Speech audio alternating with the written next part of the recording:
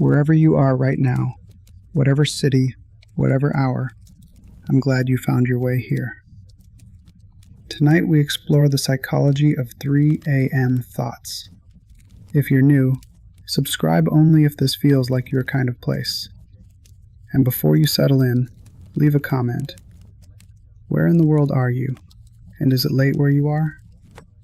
There's something about knowing we're all awake at the same time, scattered across the world, that I find quietly beautiful. Okay, lights low, let's begin. You know this hour. The house is quiet.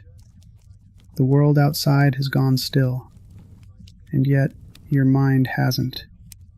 It's replaying a conversation from 3 days ago. It's rehearsing something that might never happen. It's asking questions that have no answers at this hour. Questions like, did I say the wrong thing? Am I on the right path? Why does everything feel heavier in the dark? If you've ever lain awake at 3 a.m. with a mind that simply would not stop, this video is for you. Not to fix it, not to give you a list of sleep tips, but to sit inside it with you, to explain what is actually happening in your mind at this hour, and why it happens to the people who feel the most deeply. Let's start with what psychology actually knows about this. There is a term called the default mode network. It's the part of your brain that activates when you are not focused on a task, when you stop doing and start simply being. During the day, you have distractions: work, noise, screens, other people. These things suppress the default mode network. They give your mind something external to hold on to. But at night, when the room goes dark and the noise disappears, that network wakes up. And it does what it was designed to do. It begins to process. It scans your life for unresolved things, unfinished conversations, unnamed feelings, decisions you've been avoiding, fears you've been outrunning all day. This is not your mind betraying you. This is your mind doing exactly what it was built to do. The problem is not that it's broken.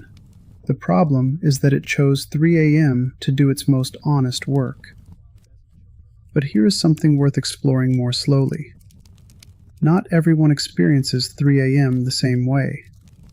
Some people close their eyes and drift. Some people lie there for hours. And the difference is not willpower. It is not discipline. It is not even stress, though stress plays a role.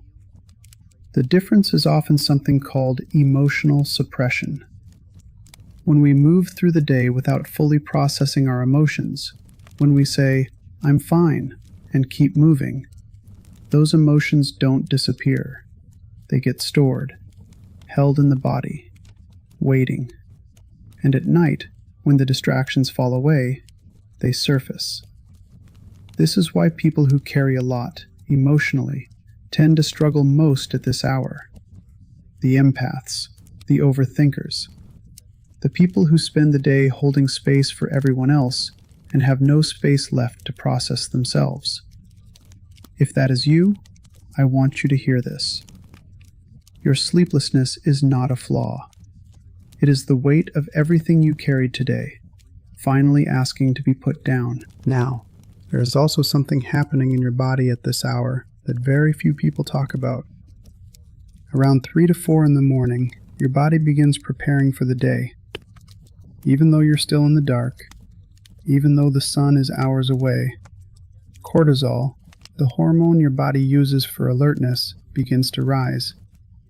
It is a biological alarm, an ancient signal that says, prepare.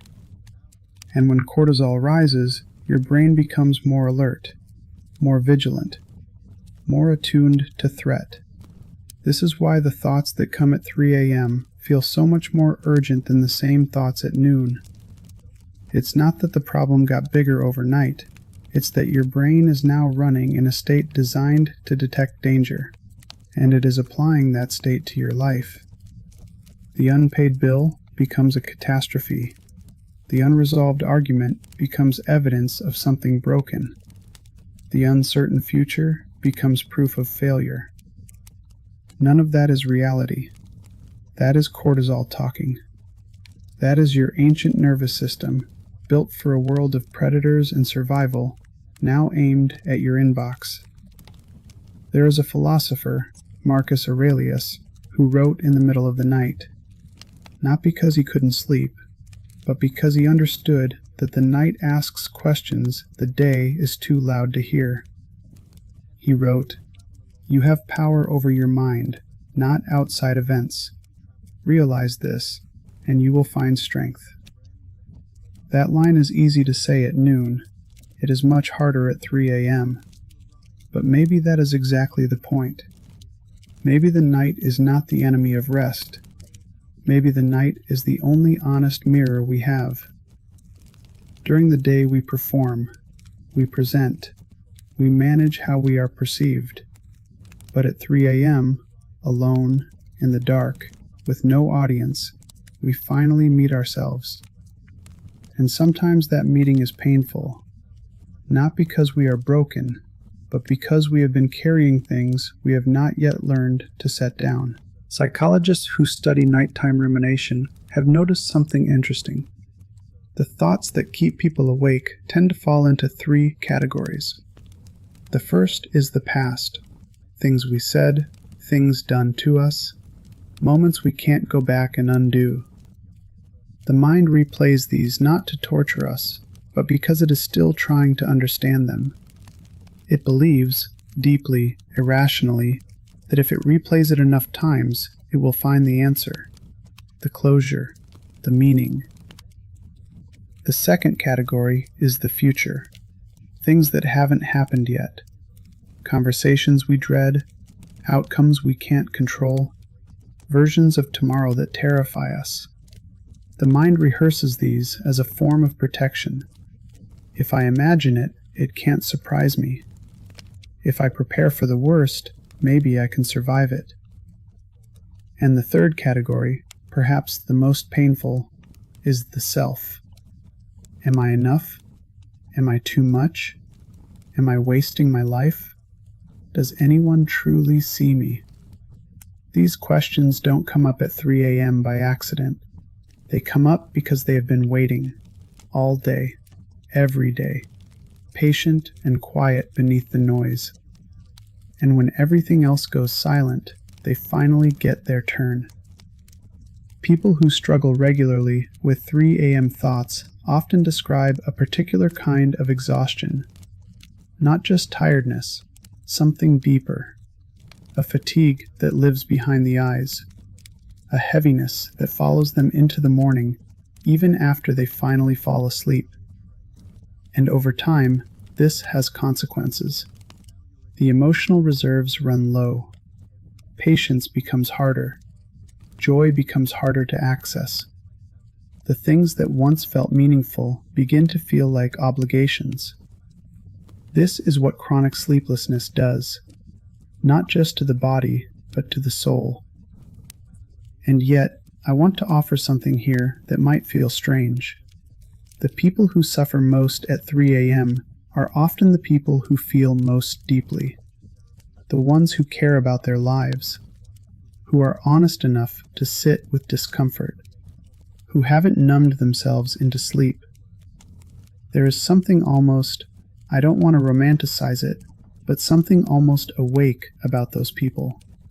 They cannot rest because they are not yet finished with the truth. So what do we do with all of this? Not fix it, not solve it, but perhaps change our relationship with it. What if, instead of fighting the thoughts, you let them arrive? Not with attention, not with analysis, but with the same quiet acceptance you might offer a guest you weren't expecting.